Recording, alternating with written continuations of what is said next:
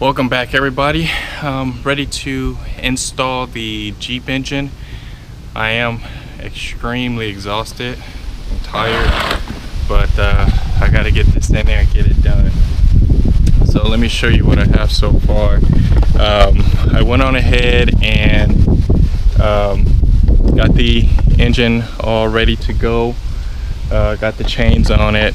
I got some of the little stuff I want to bolt up to it before I put it in. I do have the Jeep all cleaned out. Everything is nice and clean, so we can just throw it in there and get it going. So other than that, I guess we could get started. What I want to put on first is put the flywheel on, because the other Jeep before I forgot it, so I had to pull the engine out like 3 times. So I forgot it's a cover plate. I forgot that the first time, and then I put the cover plate on it and then forgot the flywheel, so then I had to pull it out to get the flywheel on there. Then I forgot this other bracket that holds the transmission to the engine. I forgot that too, so I had to pull it out again. So I'm not going to forget it this time, so I'm going to put it all in there. And sorry about the wind, it is a little windy out here like always. So I guess just put the headers on. I'm going to start the video on with me putting it in there.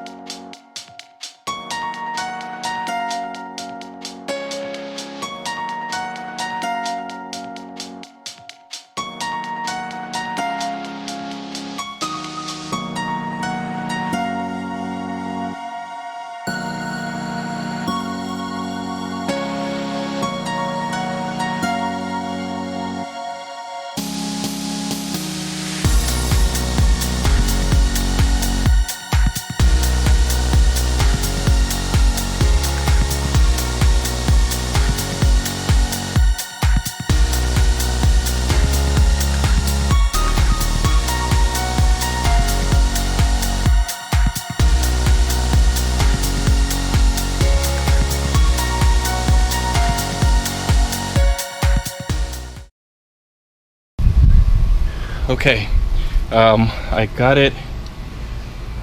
Oh shoot, I got it mostly in. I got a couple bolts on the transmission. I did reattach the motor mount, but I had to drop the engine past the mounting point. It's a couple of bolts for the transmission to engine behind there I need to get to. I need to put in real quick. Grounding strap is on already. I just got to attach it to the firewall. I got to put in the NOx sensors and the it's like a temperature, it's like a foam padding that goes underneath the intake. I guess it's like a heat barrier, and I need to put that on there. So we all can continue to truck on.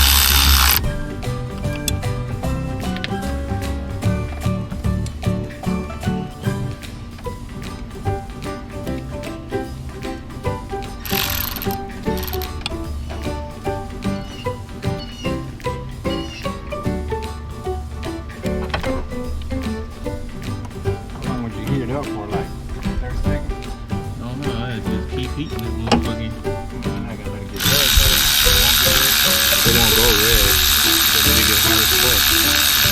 Let me take a look at it real quick. See what fold it is.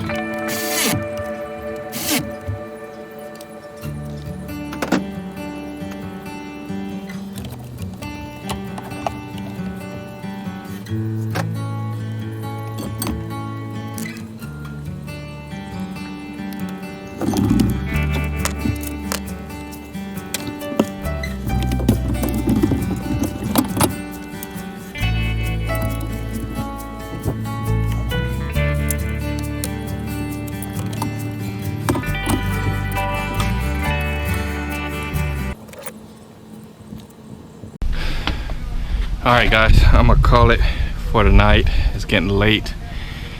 I'm beat. I am extremely beat. As you can see, I got most of the engine together. Need to tape up some of the wiring because the loom is deteriorating. It's expected from a 2006. I got 4 more bolts to put in the transmission. I got the flywheel bolts to put in and tighten the motor mount. That's it, I think. Oh no, I'm tired. I think that's pretty much it. I'm just gonna clean up and continue tomorrow, getting the bottom buttoned up, and bring you guys along with the first startup. I did go get oil. I already have a filter on, but just got a filter. I have the old antifreeze I'm gonna put back in there because it was brand new, and I bought some more just in case it's gonna be a little low.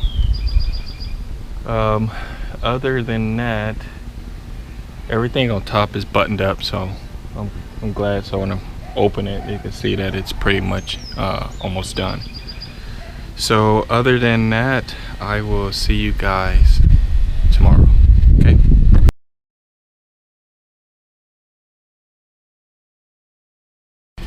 Alrighty guys, welcome back. Feeling better than ever.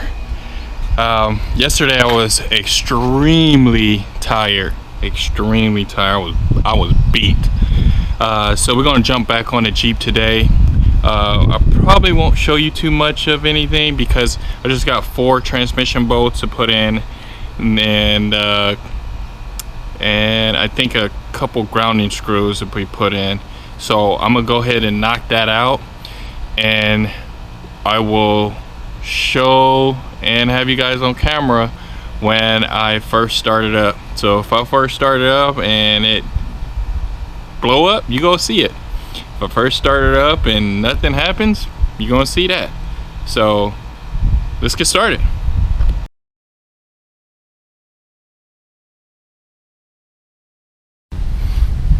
Okay, so I got all the bolts in. I did start putting in the fluids. I got coolant in, I got oil in. I had, when I was putting it in, I heard a hissing from this hose, and the person I bought it from did say that the air conditioner wasn't working. So I think that, and I had checked and it did pull vacuum, but then it started taking it on again. So I believe this hose got a little leak in it, but I'll replace that another day. But let's go ahead and give it a shot. Let's try to start it. And hold on for a real quick second. I just want to show you that it's not hot. This is my hand. We'll put it all on the engine. Just letting you know that it's not hot at all. So it hasn't been started. Okay. There we go. Alrighty. Let's get in here.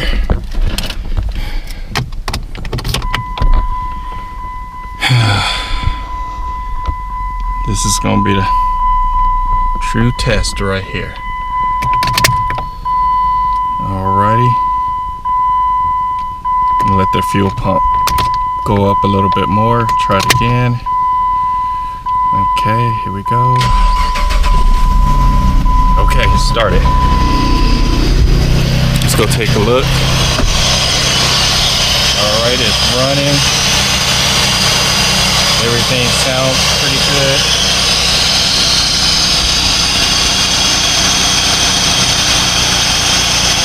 It will get quieter. See, it's already dropping idle already. And make sure I still got fluid. It should start smoking here in a minute. Pour some more in here. There we go with the smoke, which is normal because the headers and everything have fingerprints and your paint and all that good stuff. So that's really, really normal.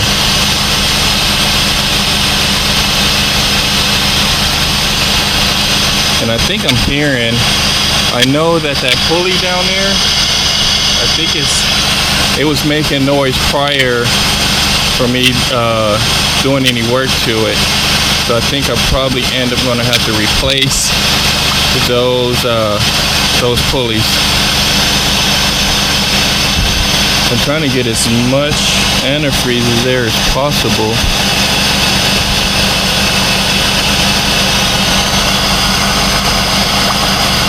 So to start burping it all out.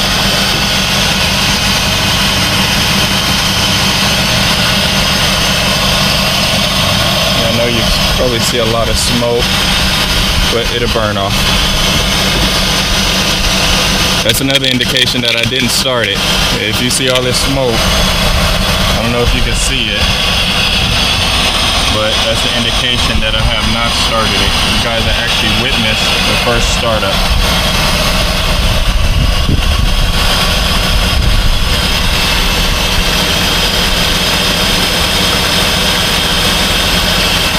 Keep filling it, because we're going to keep burping, getting all the air bubbles out.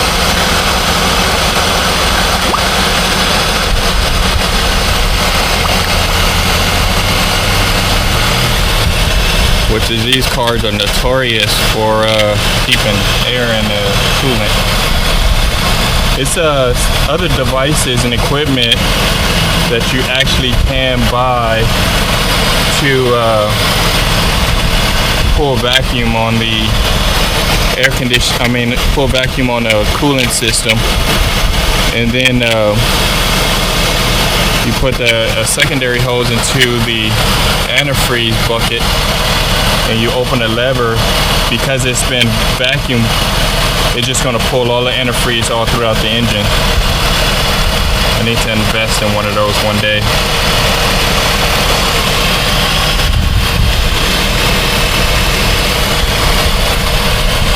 Okay, I will be right back. I need to go fill up, put some more water in here, because I already put 2 of these antifreeze in there, plus a little bit that I have left over. Let's go in there and check, make sure that the gauges is all okay. I think you guys can see that maybe. It's cool right now. Got a little gas. No check engine light, so that's good. So I'll be right back. Okay, I'm back. I think I may have a vacuum leak, because the idle is going up and down. Maybe I may have missed the sensor. Only sensors that will cause that. No, it's the air temp. That's the mass down there. And I just replaced that because I broke the other one. All the bubbles still coming out.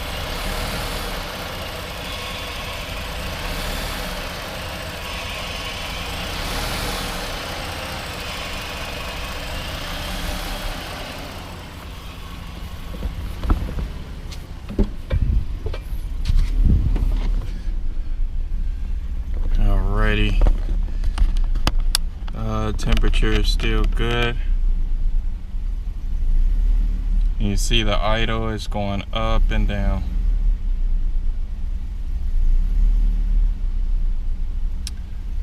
Probably look into that a little bit later. I just want to keep it going, make sure that it doesn't overheat.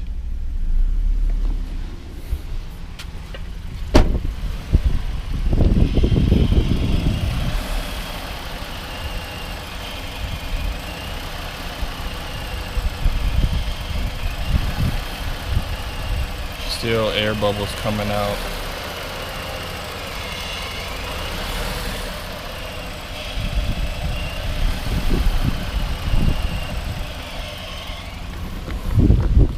Okay, so I'm gonna go ahead and turn it off, let it relax for a second, and then I'm gonna start it back up a little later.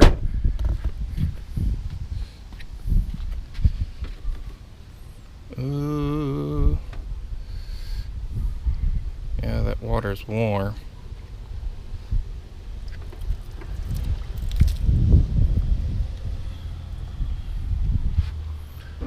Let's put the screw back in it.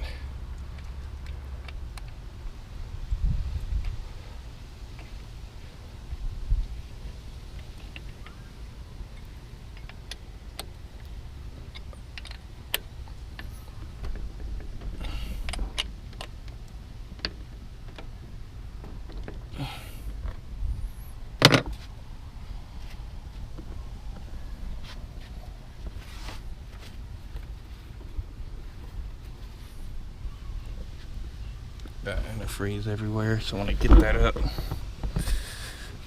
so I can make sure I keep an eye out on everything, make sure there's nothing leaking.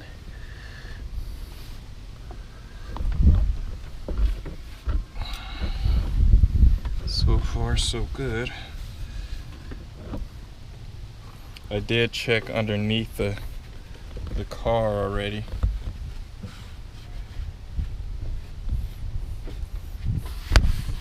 It needs to be cleaned again.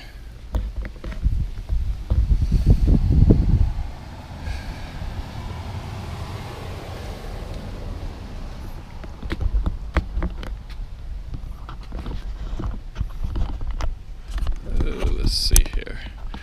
All right. So other than that, guys, I'm gonna leave it as that. I'm gonna work on it a little bit longer. Just start it up, let it idle. Check all the fluids again. As soon as it cools down, I'm gonna start it up, and then I need to check why it's idling up and down. But I don't have a check engine light, so there's got to be a vacuum leak somewhere.